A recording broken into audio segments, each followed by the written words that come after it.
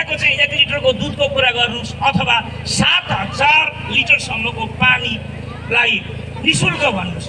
यो के भरतपुरको कुरालाई राष्ट्रियकरण गरेर देशभरि यही कुरा म संसदमा लगेर आज जसरी मैले स्थानीय निकायको प्रमुख हुँदा 150 भन्दा बढी कानुन बनाएँ, त्यो कानुनको आधारमा भरतपुरमा विकास गरेँ। म संसदमा यो कुरा दैनिक क्षेत्र नम्बर 3 का मान्छेका लागि बोलेर, जनताका लागि बोलेर नेपालभरि यो मोडल देखाउँछु भन्ने उहाँको इच्छालाई कहीँ विपक्षी बन्न मिल्ला र कहीँ कतै अरू फरक मत जित्न मिल्ला र त्यसकारण हो रेणु दादा। त्यसकारण हामी सबैले के बुझ्नु पर्यो भने ठिक छ, स्थानीय त होइन, आज वडा अध्यक्षबाट के विष्णु महतो यो देशको प्रधानमन्त्री बन्ने एउटा हिम्मत राख्न सक्दैन? म एउटा जनताको छोरो प्रधानमन्त्री हुन सक्दिनँ भने रेणु दाहालले 9 वर्षले आज यस्तो बोली कसैले भनेको छैन। आहा रेणुले यस्तो गरी, त्यसो भएको भए इम्प्रेस पार्न होइन, उहाँले इम्प्याक्ट पार्नु भएको छ क्षेत्र नम्बर 3 र चितवनका जनतालाई। त्यो इम्प्याक्टको अब उचाइ, त्यो अब इम्प्याक्टको उचाइ राष्ट्रिय रूपमा हुन जरुरी छ। सम्पूर्ण नमस्कार। यतिखेर चुनावको माहौल देशव्यापी रूपमा चलिरहेको छ। म यतिखेर चाहिँ नि चितवनको माडी हुँदै वीरगन्जतिर जाँदैछु। यहाँ अहिले ठ्याक्क देख्न सक्नुहुन्छ यो वीरगन्ज 45 किलोमिटर, निर्मल बस्ती 4 किलोमिटर भन्ने ठाउँमा म आएको छु। यहाँ चुनावको चाहिँ माहौल कस्तो छ, के छ र उहाँहरूको धारणाहरू के कस्तो छ, यो चाहिँ सबैले बुझ्न पाउन्। एउटा देशभरिको माहौल एउटा यो सूचना तथा सञ्चारको चाहिँ माध्यमबाट भनेर यो थोरै प्रयास गरेको छु। हेरौँ यहाँको स्थिति अवस्था कस्तो छ है त। ए हजुर, के नमस्कार है। नमस्कार हजुर। नमस्कार। के छ यतातिर चुनावी माहौल चाहिँ कस्तो छ यो ठाउँमा चाहिँ? यो ठाउँमा त अहिले धेरै चर्चित भएको चाहिँ घन्टी हो होइन। ए अरू त अब मलाई त्यति साह्रो थाहा भएन। ए थाहा भएको त्यस्तै भनिदिएँ मैले। त्यो घन्टीकै चाहिँ हल्ला चलिरहेको छ। त्यसपछि ल धन्यवाद। हामीले यताको कोणबाट यो कोणबाट हेर्दाखेरिमा चाहिँ नि ठोरी 7 किलोमिटर, रामनगर चाहिँ 3 किलोमिटर चाहिँ यहाँ देख्न सकिन्छ यो कोणबाट हेर्दाखेरिमा। अनि यो सानो एउटा रमाइलो गाउँ रहेछ यहाँ। आहा कस्तो रमाइलो, कस्तो राम्रो मोडलको घर रहेछ, पुरानो भए पनि। गाडा यो पुरानो ट्रक टिप्पर जे भने पनि। आहा कस्तो रमाइलो ठाउँ रहेछ यहाँ। ए ओहो, कुकुरले टोक्दैन। शान्त शान्त शान्त शान्त शान्त शान्त शान्त शान्त। यस्तो छ, हामी यो बाटोमा हिँड्दै गर्दा यसरी सट्ट पसेर सोधेको, तपाईँसँग चिन्जन हाम्रो छैन। अनि अहिलेको चुनावी माहौल के छ? आएको तपाईँकोमा धन्नेट कुकुरले टोकेन। हजुर, कोही अब बालेन भन्छन्, कोही अब एमाले पनि भन्छन्, त्यस्तै छ है हजुर। अब हो, धेरै माहौल कसले जित्ता जस्तो छ यो ठोरीमा चाहिँ यहाँ यसरी हेर्दाखेरिमा? यसरी हेर्दा फ्याक्टै खोइ भन्न सकिएन। अब यहाँ हो धेरै पार्टी छन्, अब कसरी भन्नु? नारायण भाइ, नारायण हरिहरि। पुरानो पार्टीले राष्ट्रसभा राम्रोसँगले जितोस् भन्ने मेरो चाहिँ सोच विचार हो हजुर।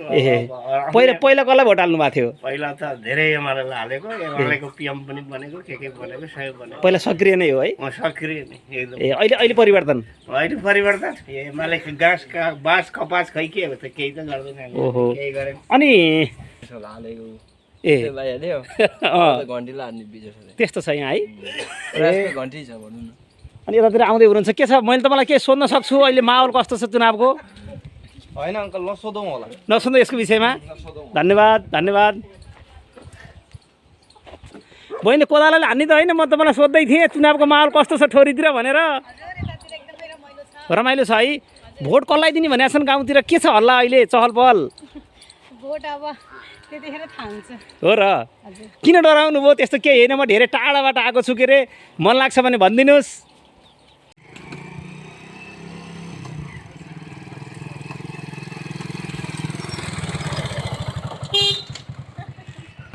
किलोमिटर 5 किलोमिटरको अन्तरालमा मैले चाहिँ नि यहाँका स्थानीयहरूसँग स्वतन्त्र ढङ्गबाट बुझिराखेको छु। यो होइन कि कसैलाई यसको समर्थक यो हो भन्ने बुझेर सोधिएको कुनै यस्तो कुरा छैन। यहाँ अलि धेरै झन्डाहरू देखेँ मैले। यहाँ नेपाली काङ्ग्रेसको 4 तारा, रासोपाको घन्टी, यसै गरी राष्ट्रिय प्रजातन्त्र पार्टीको हलो र यता छाता चुनाव चिन्ह। यहाँ एकदम रमाइलो रहेछ। यहाँ सोध्न चाहन्छु, भन्नुहुन्छ होला यहाँ के छ चुनावको माहौल दिदी? भोट त दिने होला नि? हजुर हजुर, अब केही हुनै छैन है? यस्तो हुन्छ नि त, अहिलेको माहौल कस्तो छ, के छ होइन? अहिले हालेको माहौल त खै अब के हुनु र अब केमा भोट हाल्ने भन्छन् जसले अब देश बनाउँछ त्यसलाई नै हाल्ने ल जसले देश बनाउँछ त्यसलाई नै हाल्ने रे अहिले देश कसले बनाउँछ जस्तो लाग्छ खै यसो हेर्दा त नि बालिनले बनाउन जस्तो लाग्छ। बालेनले बनाउँछ जस्तो लाग्छ अब काङ्ग्रेसले पनि खै बनाएन एमाले बनाएन अब बालिनले बनाउला जस्तो लाग्छ मलाई त हो ए कसैले तपाईँलाई सिकाएको त होइन नि छैन, त्यसो बालिनले बनाउँछ हो हो युवकले बनाउँछ। उहाँ त ड्याङ्गै भनिदिनु भयो एकदमै अनि यहाँ के लेखेर बस्दै हुनुहुन्छ तपाईँले पनि केही भन्न चाहनुहुन्छ के छ तपाईँको धारणा विचार चाहिँ नि आफ्नो स्वतन्त्र विचार सरकारी कर्मचारी त हुनुहुन्न तपाईँ सरकारी कर्मचारी त होइन भन्नु नि त के छ तपाईँको विचारमा चाहिँ नि यहाँ माहौल कस्तो छ कसले जित्छ जस्तो छ यो ठोरीमा यो सबैले घन्टी घन्टी भनेको छ अब सबैले घन्टीमै हाल्छ सबैले त्यही भनेका छन् ओहो होइन के हो यस्तो सर के छ तपाईँ यसरी फुत्त निस्कनु भयो के छ माहौल भनिदिनु कसैले त केही भन्नुहोस् न अघि भने नि सर मैले अनि हजुर म कपाल काटेको थिएँ नि त त्यहाँ सैलुनमा। ए तपाईँ नि हुनुहुन्छ त्यहाँ ओहो सरी है म त यहाँ को मैले तपाईँ ओहो ल ल ल म झुक्केँ है यो यात्रामा अलि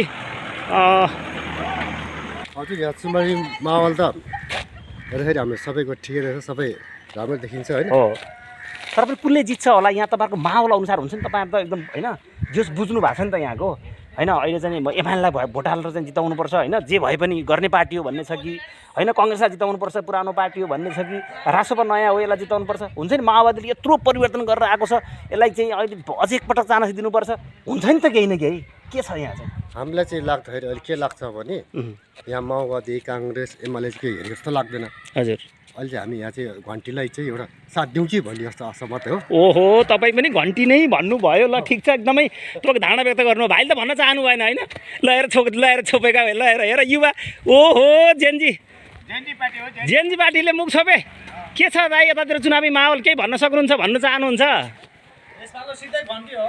यसपालिको चुनावको माहौल त के हुनु नि हो र ठोरीतिर पनि त्यस्तो छ छोरीतिर जसै नै घन्टी हो अब यो बाटो हेर्नु न कस्तो छ अस्ति भर्खर बनाएको बाटोहरू पनि भत्किसकेको छ त्यो ठाडो बाटो हो हाम्रो नेपाली काङ्ग्रेसको यो के भन्ने भएको छ राजसभाको त अब घन्टीमा हाम्रो त ऊ के नाम भन्नुभयो टेकबहादुर साख्य उहाँलाई जिताउने ओहो यहाँ त एकजुट पो छ त तेरिका ल ठिक छ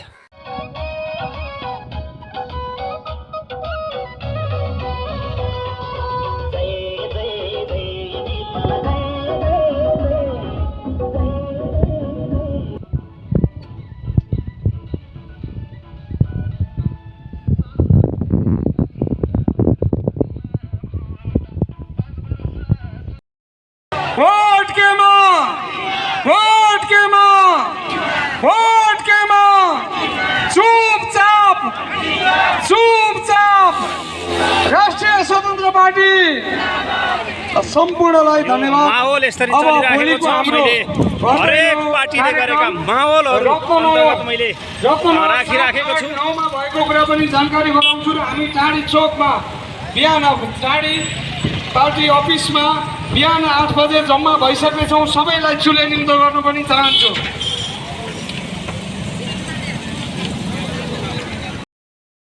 कतै हाम्रा पार्टी सभापति रवि लामिछानेले भन्नुभएको थियो एउटा भोट चाहिँ कसलाई भनेर नबाड्नुहोस् है, भ्रष्टाचार अन्त्य चाहिए हो भने जरै ओखाल्ने हो भने 2 छाप 2 घन्टी। त्यसैले सबैले समानुपातिक र प्रत्यक्ष दुवैमा घन्टी चुनाव चिन्हमा मत राख्नु होला। म घर घर पुग्ने कोसिस गरिरहेको छु। क्षेत्र ठुलो छ, 22 वडा छ, 7-8 टोलहरु छ, त्यसमा पुग्न सक्छु कि सक्दिन हर प्रयास गरिरहेको छु घर घर पुग्ने। त्यो नपुग्दासम्म त्यो टोलको रवि लामिछाने तपाईँ, त्यो टोलको बालेन तपाईँ, त्यो टोलको हरिढकाल तपाईँ, दिदीबहिनीहरू त्यो टोलको सोभिता गौतम चाहिँ तपाईँहरू है माग्दिनु होला, भोट लगाइदिनु होला, माग्दिनु होला। 21 गतेसम्मका यो धैर्यता कायम गरेर हामीलाई स्पष्ट बहुमत आउने संख्या पुर्याइदिनु होला।